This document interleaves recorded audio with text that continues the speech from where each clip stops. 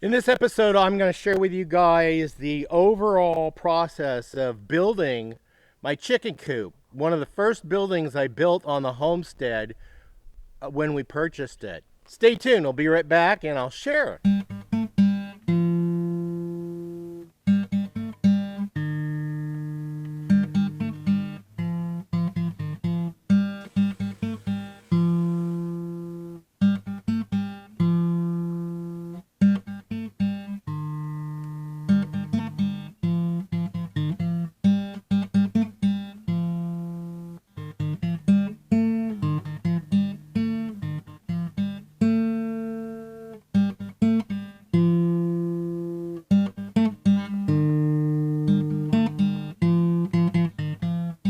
Hello, welcome back to Pine Meadows Hobby Farm. I'm your host, Jerry Hanson. We purchased this land in 2013, and I want to share with you guys a video that I went over on how we came from homelessness to homeowners in a short period of time. So it was a process, but check out that video. I'll leave a link. There's a bubble up here you can click on, or a banner. And also there's a link at the bottom that you guys can check it out. Hey folks, with the unsettling real estate market right now, I want to share with you guys how I came from homelessness in a short period of time to becoming a landowner and achieving the American dream, not the conventional way. And share with you how I found cheap land and a cheap house. Stay tuned. That explains and goes into details on how you can find cheap property and buy it. We would come out of homelessness, yeah. It was bad. So I was fortunate enough to have the land come with a pond, so we cleaned it up, fixed it up. Now we've got ducks, geese, turtle, fish in the pond. But the first project I built was the chicken coop, in conjunction with the barn. I built them both at the same time. So once we purchased the property, while we were living on the other ranch, which is just a mile down the road, we were caretakers of that ranch, and we were looking for a land to buy because we had already purchased the mobile home from a private party. I only paid $10,000 for the home. Stored it down there, moved it up here, put it together. That's a whole nother project and a whole nother video. But when I was down there, I was stockpiling material, recycled, upcycled, repurposed material, and brought it all over here. And then once I got here, I completely disassembled what was left of a mobile home structure that was here. And I utilized a lot of the recycled, repurposed material from that structure and stockpiled it and began constructing the chicken coop.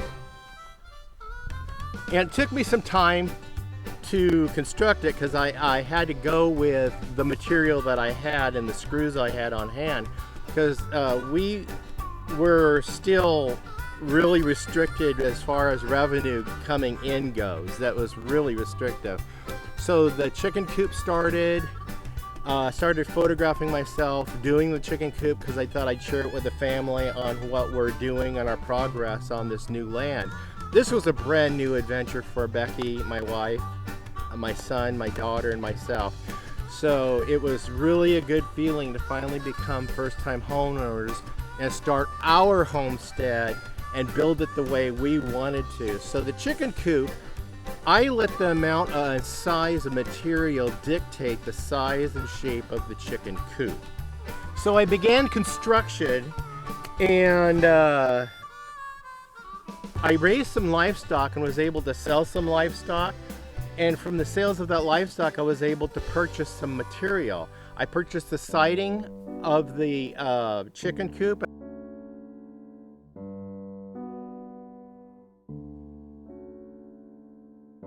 And I also had some leftover paint that we painted the chicken coop with, and I also had some tin for the roofing. I painted that tin for the roofing, and we got the roof on, and now the chicken coop matched the barn that we built. The chicken's coop size, the actual base size, is 12 feet long, 6 feet wide. The actual structure sits 2 feet off the ground. The actual coop building I built, it is 6 feet wide by 6 feet deep, and it's 6 feet high at the peak up there, so I'm able to stand up inside. Well, it's 6.5 feet up on the peak, so the total height from the ground up to that peak is 9 feet. And of course, I resourced some windows that from an old canopy that was disassembled. So I kept those in my resource pile and I utilized those. I got one on each side so I can open up the windows during the summer months and have a draft go through. So my wife wanted the inside of the chicken coop pretty, so she made me buy some paneling. Luckily, I had just enough money to go down to a builder's bargain warehouse surplus price reduced type building supply store, which I love this place, love it. Anyway, I bought a couple sheets of paneling. Since the walls are only 4 feet high, I could use like one sheet of paneling would go a long way. So I think it only took me 3 sheets of paneling to do the whole interior. Not bad. So the outer side, the outer part, is a contained chicken run area. It's 9 feet high and it is also 6 by 6 by 9. And I've got different roosts in there, so the chickens during really bad inclement weather, they can stay safe and dry within that area and have different features within that space to be able to not get bored. Now I call it the easy clean chicken coop because I designed it that way. I wanted to design a chicken coop that would facilitate our needs, my wife and I, as we age, so we could still come out and collect eggs and feed the chickens even if we're having walkers. And that's how and why I designed it. It was designed and built in 2013, and then I noticed it started appearing. It got featured in a magazine, Countryside Small Stock Journal magazine. It was featured in there, and then real soon after, other people started coming up with this easy clean chicken coop design. It's a micro chicken coop that fits any rural or urban homestead or property, and it's really easy to clean. It's self-contained, it's small, it could be transported on a trailer. So I see this style cropping up in shed locations of people building sheds and chicken coops now for sale on roadsides. Yep, this design I created, it became popular, which is great. I'm glad to share it and have other people also add some extra features to their chicken coops that I didn't think of at the time that were really innovative. I like that. So it was really cool to be an influencer and influence people on what it is. Hey, there's a turtle right there.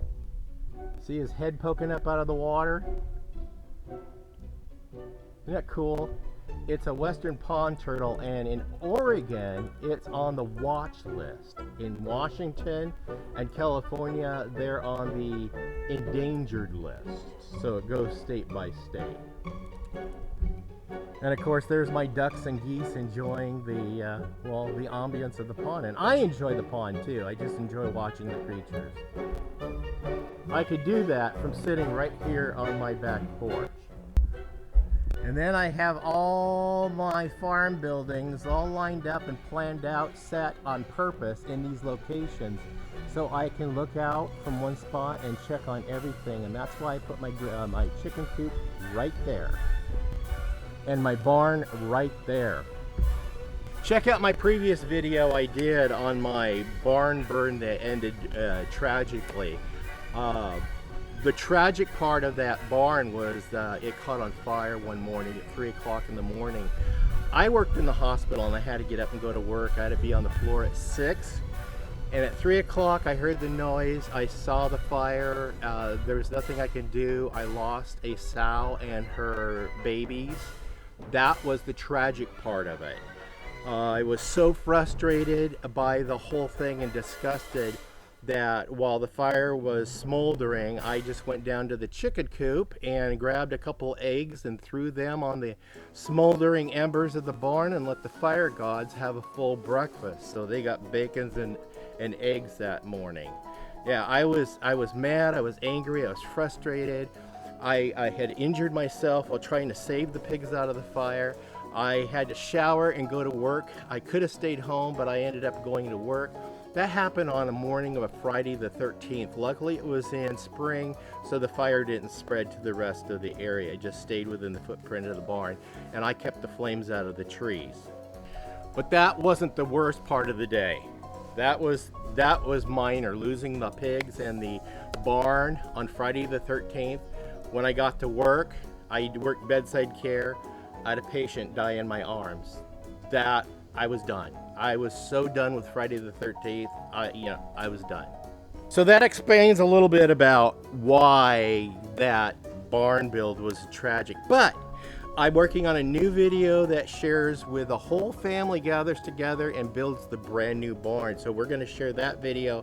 What I'm going to do is I'm condensing like 12 different episodes into one show for you. So you can see, and it'll be edited down, but it'll be condensed down to one show for you to see the new barn build. And Jamie, my daughter, Becky, my wife, Jeremy, my son, who all stepped in and helped me build the brand new barn. So I hope you guys enjoyed this episode. Also, I have another channel I'm filming. Please go over there and check out that channel. It's called Southern Oregon Safaris, Where the Buffalo Roam. I go over there and I film episodes with my neighbor and friend, Hayden. Here's an excerpt of one of the shows we recently filmed.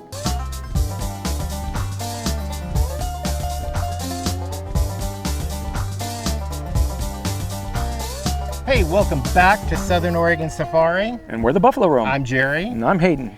Today we're going to do an introduction of all the animals on the safari. Like, what kind of animals do you have? Well, there's a whole plethora of animals, everything from camels to antelope to monkeys to tortoises, bison. There's a lot of different interesting animals you're going to see on this show. Roaming buffalo and a safari. Let's go.